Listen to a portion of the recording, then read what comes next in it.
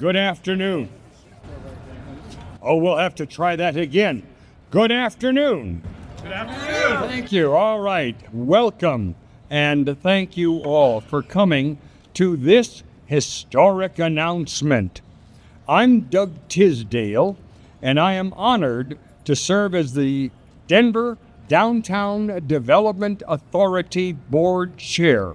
I was appointed by RTD Chair Julian Bouquet to represent RTD on the DDA board, and I have with me here today 3 other members of the board. You will hear later from Council President Amanda Sandoval, who's on the board, but we also have with us the board secretary, Frank Cannon, and a board member, Jay Lambiotti.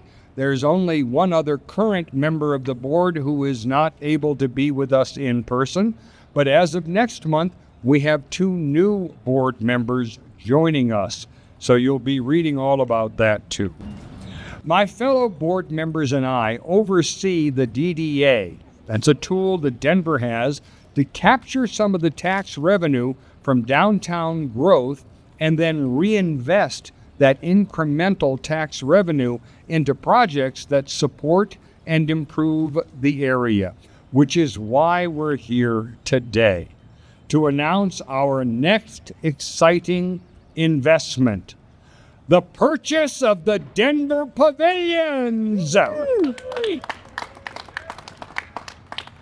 The DDA will put a master plan together and bring in an international retail specialist to partner with us in restoring and enriching the Denver Pavilions as a retail, entertainment, and engagement venue that will support and enhance the new housing that we are creating in downtown Denver.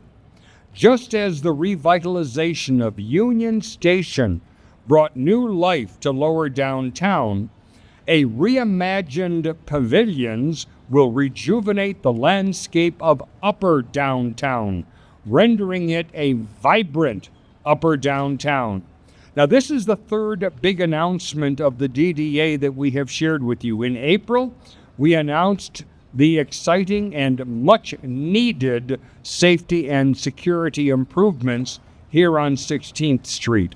In July, we announced 10 exciting projects supported by a DDA investment of over $110 million. Today in September, we announce the renaissance of the pavilions. These announcements demonstrate that the Denver Downtown Development Authority exists to act, to be bold, to create, to do, and not simply to abide. Investing in the pavilions is an incredible opportunity to not only support 16th Street, but the entire core of our city. And we fully hope to see results sooner rather than later. As I've told you before, stay tuned. I'd now like to introduce Denver City Council President and a highly valued member of the DDA board, the totally awesome Amanda P. Sandoval. Good afternoon, everyone, and thank you for joining us downtown for this such a special announcement. I'm incredibly excited to be here with you all today. And this is not just about today, this is about a new era. This is about it's not just about a commercial transaction. It's about the shifting our focus to making the very heart of our city feel like a vibrant neighborhood that's welcoming, a place of opportunity that all residents of Denver can be proud of. Our path forward is clear and fiscally responsible. By leveraging the expertise and structure of the DDDA, we can create a thoughtful, robust redevelopment plan for this property right behind me, the pavilion, that perfectly matches our vision for downtown, all without dipping into the city's general fund or burdening our taxpayers. We invite the community in every step of this process to help us build the way to ensure that this pavilion reflects the best of Denver. This is a pivotal moment for downtown Denver. It represents economic revitalization, community pride, and a bold step towards the future. It takes unified leadership to make a commitment like this. So please join me in welcoming a true partner to this vision, our own Denver Mayor, Mike Johnston.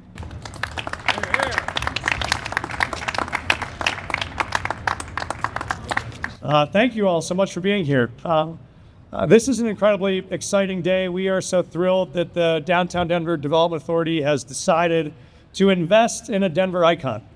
Many of us have memories of the Denver pavilions, whether it was your high school prom dinner, whether it was a first date at the movies, whether it was a great family dinner, whether it was the first time you went to one of the great restaurants here or shopping at Rocky Mountain Chocolate Factory. This has been an incredibly important part of Denver for many, many years. Our dream is that it remains a critical icon in the city for another 40 years, that it's a place where another generation of Denverites come to their favorite retail shopping or their favorite restaurant or for a favorite date night. And today is a critical opportunity for that long-term investment. A couple of things I'll just add that are top priorities for us.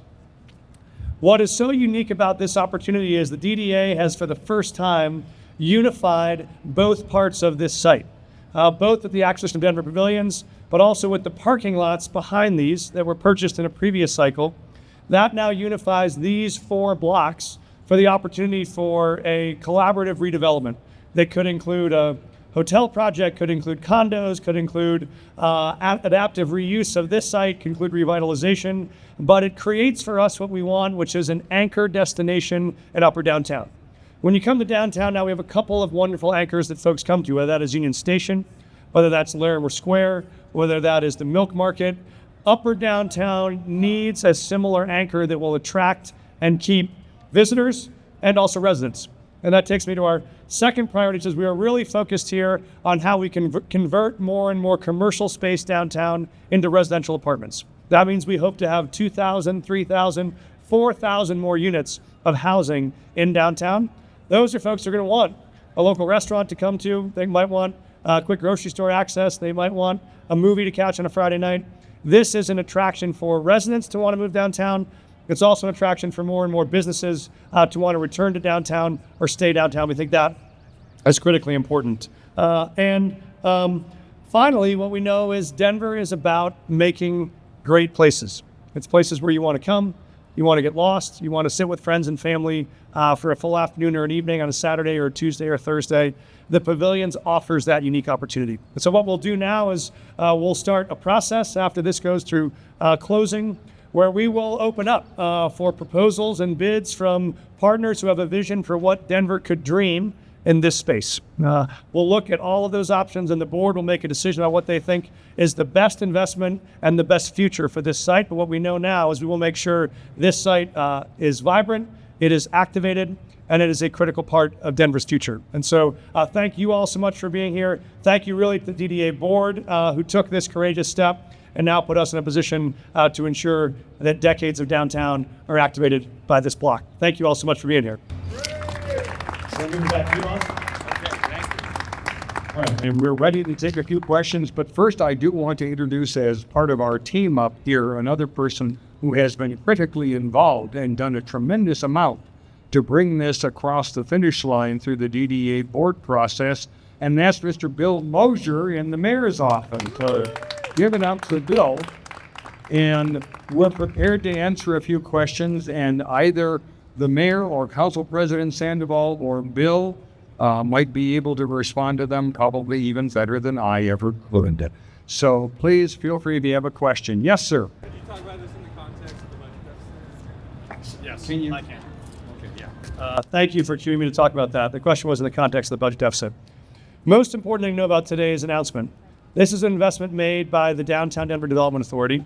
It's not made by the city of Denver. It's not made by our general fund. It's not made by capital funds. So no part of these dollars could be used to support a city employee, to be able to pay for a city program. They are restricted only to capital investments in the downtown corridor as approved by voters last year. And these dollars come out of the mutual commitment of the businesses who support the tax base here to drive this kind of reinvestment. It's the same thing we saw with the investments in and around Union Station. The DDA now allows us to make those investments through all of downtown. So these investments will have no impact on the general fund, on the budget, or on the city's capital budget that is up for consideration in the bond. These are completely separate investments. Yes. What do you think went wrong with the pavilions over the last 8 years? There are still so many vacancies. A lot of people didn't feel safe in this area. What has the city learned from this time, and how will they improve it moving forward? Yeah, well, keep in mind the Pavilions has had 5 years of COVID construction and closures, right? And so what we know is this has been a very hard time for retail in downtown for all of our partners. Now what we see is the opportunity for us to emerge from that era of COVID and construction and closures, where we now see this Saturday with DDP, we'll celebrate the final reopening of all of 16th Street. We see more and more residential foot traffic back. We see more and more leasing interest from both commercial tenants as well as retail. And so we think there's a moment where there's real opportunity to both revive and reconfigure what pavilions are. But pavilions certainly took a hard part of the brunt of those 5 years of construction and COVID. To that point, talk about how businesses that survived all that, you're going to work with them. Yeah, and I'm happy to let Doug Ruthers jump in, President Sandoval. But I think one of our key priorities is to make sure we're protecting businesses that are here to stay here. That's both retail and commercial. We're working hard to fully activate all of the vacant retail spots that are still open here. We have some exciting new announcements that the DDA approved that will be opening in the months to come on 16th Street. And that includes as well looking to activate more of these spaces with commercial to residential conversions. So you both see more commercial properties that are going to be filled, more retail properties for filling, and more commercial residential conversion, which put more feet on the ground in downtown.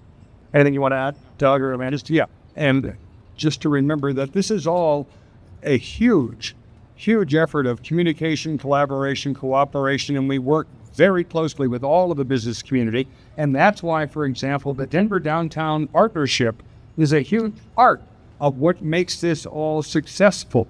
It's by reaching out and first communicating with all of these business owners, finding out what their needs are, and then collaborating over what are the possible solutions and ultimately cooperating on implementing one of those. Too much, but I'm a lawyer, forgive me. Can you name names? The mayor mentioned you had arrangements upcoming. Can you Oh, name names? can we name names? No, unfortunately we can't. How do you like that? Isn't that distressing? I feel awful about that. I wish I didn't have to say that. But unfortunately, I'm compelled to say that. So we can't name names right now. As we have applications that are coming in, people do want to keep things somewhat under wraps so that we can have a better opportunity to develop them. But we can say that we did get a phenomenal deal with the owner here on the Denver Pavilions, and so we thanked them. And let me ask Council President Sandoval to weigh in on this topic as well. So the Downtown Development Authority has done a few approvals. I think that's what you were mentioning. We have green spaces, which is just down the way. The city council last night we have to petition for them to be included within the Downtown Development Authority. So those passed last night. So we have green spaces. We have a couple more in the lower downtown, and then we have the Brookfield lots right behind us. So this is our second big approval outside of the safety. So those ones can be named, and those ones are in the public docket for the Downtown Development Authority online. On a more broad scale, can you quantify what you're looking for versus what you're not looking for to occupy the space? Yeah, I think that's yet to be determined. Right now, we have some really good anchor tenants. Maggiano's is great. They stayed open. We've all come down here to come see movies. I know I've taken my kids to come see a movie down here. So we have Regal. We have Lucky Strikes that is doing really well. And right next to us, to our left, we have H&M. So we also have some other small ones, but we will be procuring those in the future. Can you talk about the role the city is about to take on to be a landlord for retailers? So I have to just make sure that we distinguish ourselves. This is not the city. I serve on this board as the city council president, as a representative. So it's not the city, it's the Downtown Development Authority. And the Development Authority is under state statute. So that's what gives us our authority. And it's all of these board members. And this was reapproved in November of last year. And so it's not the city and county of Denver, it's the Downtown Development Authority. So we just need to make sure to distinguish those. Now, is the city a great partner? 100%. We could not do this without the city. So we have to partner, and there's going to be lots of other partners that we have to do this work all together to make sure that we revitalize the pavilion and downtown holistically. How long will the RDA own the fall? We don't own the mall. We would just we'll be purchasing the pavilion. It has to go through the city council process, and that will be open to determination. That's open for the future, so we're not quite certain, but this is just the first step of revitalizing the pavilions. Is there like a price tag associated with the pavilions? Didn't the previous Center Guard properties have like an $85 million? Yeah, I could pass that.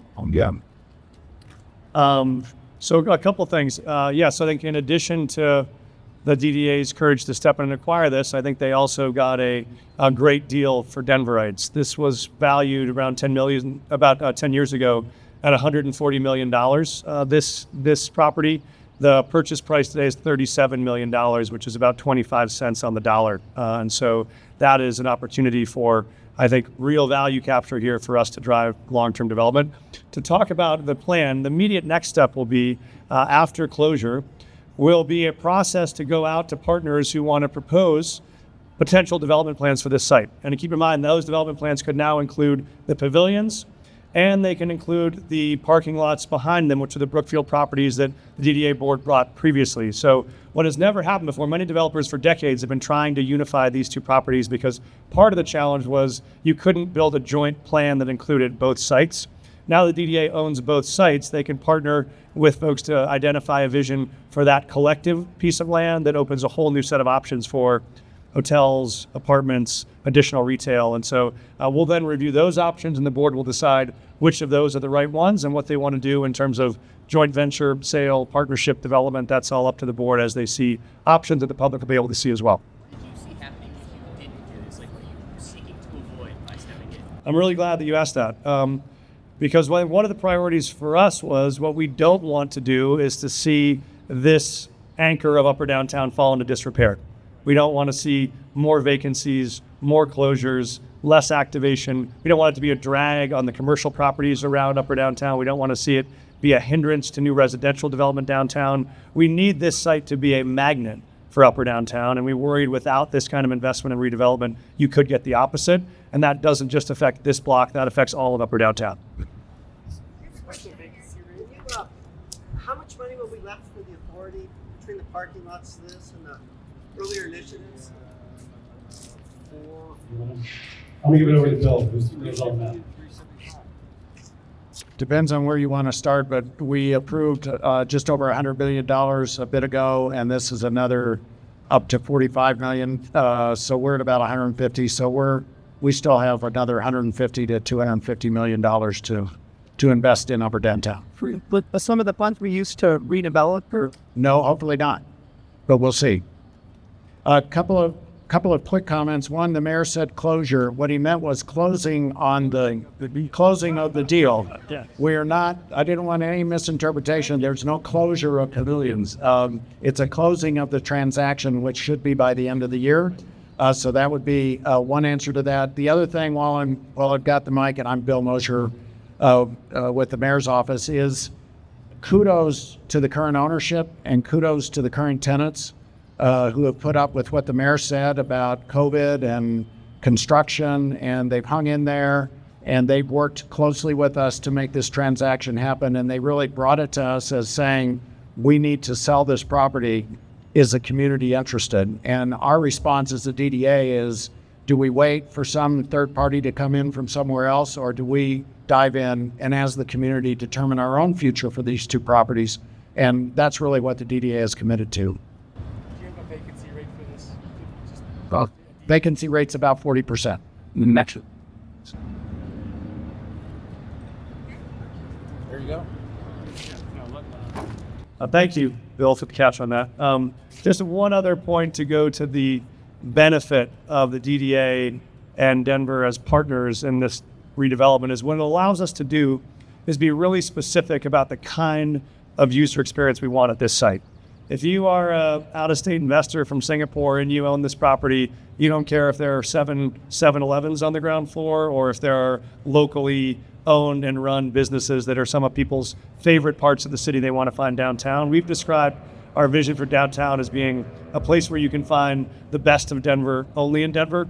This allows us the chance to do what the DDA has done with the McClintock Building and others through green spaces, is find local entrepreneurs who bring that spirit, that energy, that cool factor, I think, as the media has said, to bring it back to 16th. And so we think this also allows us to be in control of our own destiny around what the resident experience is when you come to 16th and when you come to the pavilions. So I will give it back to Doug.